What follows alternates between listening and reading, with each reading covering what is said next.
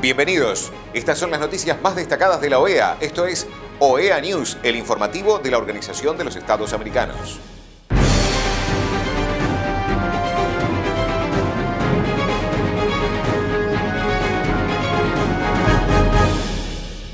Es momento de compartir los títulos de las noticias más importantes que vamos a estar brindando a ustedes. CCS de la OEA propone al gobierno de El Salvador reformas legales y recomendaciones. El COVID-19 en la vida de las mujeres, impactos y desafíos. OEA conmemora el Día Internacional del Recuerdo de las Víctimas de la Esclavitud. MAP OEA participó en la primera sesión del Consejo Municipal de Paz. La Comisión Internacional contra la Impunidad en El Salvador de la Organización de los Estados Americanos propuso al gobierno salvadoreño una serie de propuestas de reforma de ley que buscan prevenir la corrupción, garantizar la transparencia, la rendición de cuentas de funcionarios, así como nuevas tipologías para la persecución de delitos contra el patrimonio del Estado. Las propuestas que se enmarcan dentro del mandato de la CICIES fueron entregadas a la canciller de la República, Alexandra Gil, y al secretario jurídico de la presidencia, Conan Castro, en una reunión en el comisionado de CICIES, Ronald Ochaeta. La CICIES propone reformas a la ley de enriquecimiento ilícito de funcionarios y empleados públicos, al Código Penal y el Proceso Penal, la ley contra el lavado de dinero y activos, la reforma o derogación a la ley del Fondo de Protección Civil, Prevención y Mitigación de Desastres, la ley de ética gubernamental y la ley especial de extinción de dominio y de la administración de los bienes de origen o destinación ilícita.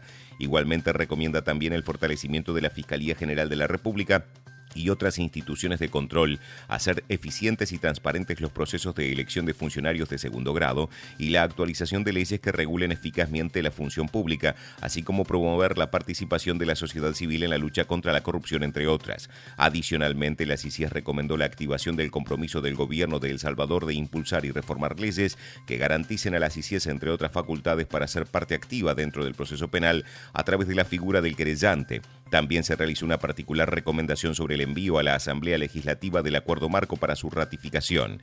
Las reformas sugeridas por la CICIES derivan de un análisis de diversas propuestas realizadas por las instancias de la sociedad civil y de entidades intergubernamentales.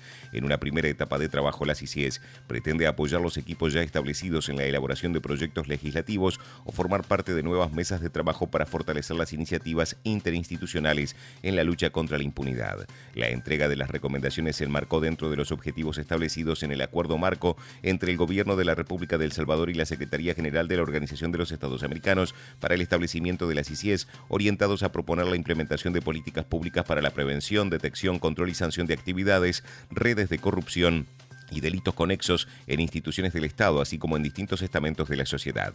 Desde su instalación, la CICIES ha brindado alrededor de 25 asistencias técnicas a la Fiscalía General de la República en procesos de alto impacto solicitados por el fiscal general, ha trasladado 60 recomendaciones al órgano ejecutivo sobre buenas prácticas para el fortalecimiento institucional como resultado del monitoreo especial de uso de fondos públicos destinados a la atención de la pandemia por COVID-19. La secretaria ejecutiva de la Comisión Interamericana de Mujeres de la OEA, Alejandra Mora Mora, participó del evento El COVID-19 en la vida de las mujeres, impactos y desafíos, organizado por la Alcaldía de Bucaramanga.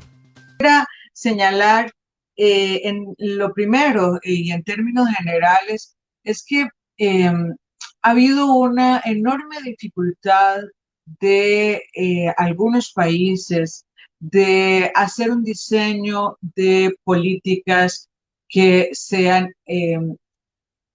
con una mirada puesta en las necesidades de las mujeres.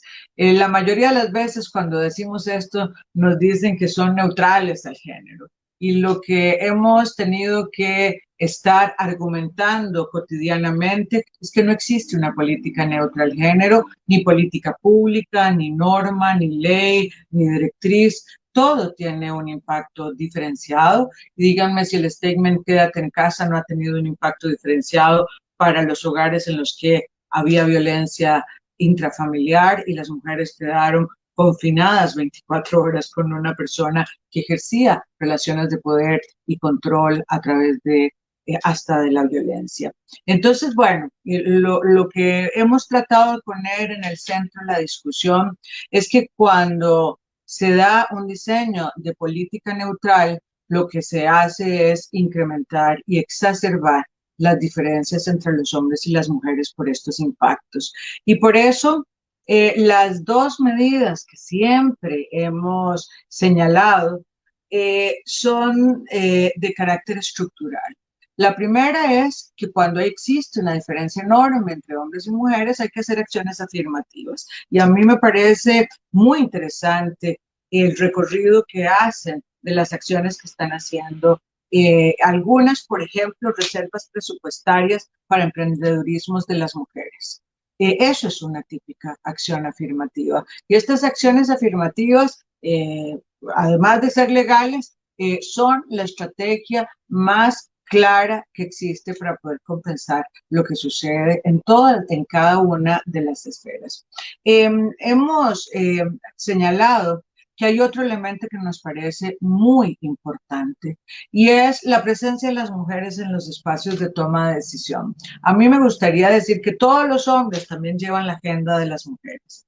Pero no necesariamente funciona así. La mayoría de las veces donde hay una agenda fuerte, transformadora, que interpela los poderes, que interpela las formas comunes de cómo se ejercían los poderes y las acciones y cómo se llevaba a los espacios donde están las mujeres, tiene que ver porque hay mujeres, porque tienen esa agenda. Y esto ha sido un tema que realmente hay que ponerlo en evidencia. Nosotras hicimos un informe como Comisión Interamericana de Mujeres sobre los espacios, los comités centrales de crisis que estaban atendiendo la pandemia y en la mayoría no habían mujeres. Eran hombres tomando decisiones. Y lo que sucede con esto es que entonces la mirada es la mirada del mismo lugar donde están ubicados. Y hay un esfuerzo que han venido haciendo muchas mujeres también de colocar cuáles son esas habilidades diferenciadas de las mujeres para los espacios como los que estamos viviendo. Y al menos hay dos elementos que son fundamentales. Uno, este es el tiempo de cuidar. Es decir, todo el mundo lo que habla es de cuidar la vida, cuidarlos frente a la pandemia, cuidar las economías.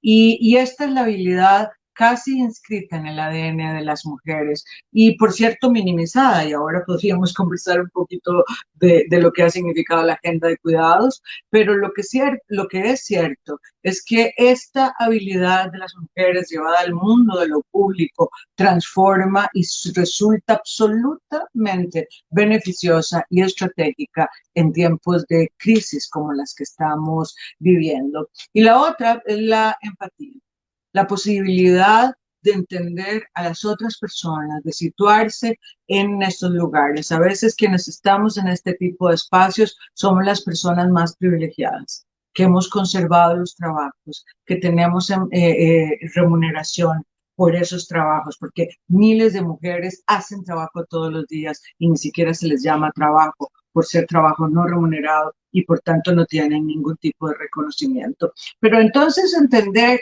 eso a las otras, y porque aquí también entra un concepto fundamental, y es que si hay diferencias, impactos diferenciados entre los hombres, también hay diferencias entre las mujeres. Las mujeres no todas somos igualititas, existen las mujeres migrantes, las mujeres con discapacidad, las mujeres en rurales, las mujeres que están en pobreza, las mujeres que están LGTBI, las mujeres, miles de mujeres. Y esta interseccionalidad también es muy importante de atenderla para poder mirar estas diferencias entre ellas y también generar políticas públicas que las entiendan. El Consejo Permanente de la Organización de los Estados Americanos realizó una sesión virtual extraordinaria el jueves 25 de marzo para conmemorar el Día Internacional del Recuerdo de las Víctimas de la Esclavitud y la Trata Transatlántica de Esclavos. Definitivamente, cuando se aprobó en la Asamblea General de la OEA 2016 el plan de acción del diseño de las y los afrodescendientes en las Américas, no imaginábamos hasta qué punto nuestro compromiso con la población afrodescendiente se pondría a prueba apenas 4 años después. El plan fue elaborado para adoptar políticas públicas, medidas administrativas, legislativas, judiciales y presupuestarias para asegurar a las poblaciones afrodescendientes en las Américas el goce de sus derechos económicos, sociales, culturales, civiles, políticos y corregir los legados de injusticias históricas ocasionados por la esclavización africana. Al inicio de la pandemia sabíamos que el impacto del virus en los afrodescendientes y otros grupos vulnerables iba a ser significativo. Es por ello que el Departamento de Inclusión Social elaboró la guía práctica de respuestas inclusivas y con enfoque de derechos ante el COVID-19 en las Américas. La Red Interamericana de Altas Autoridades en Políticas para la Población Afrodescendiente, RIAFRO de la OEA, la Comisión Interamericana de Derechos Humanos y su Relatoría Especial sobre Derechos Económicos, Sociales, Culturales y Ambientales también advirtieron del impacto que tendría la pandemia en nuestras comunidades de afrodescendientes. Pese a todos los esfuerzos contra el racismo, persisten prácticas discriminatorias que mantienen a esta población en la base de la jerarquía social en los países de las Américas.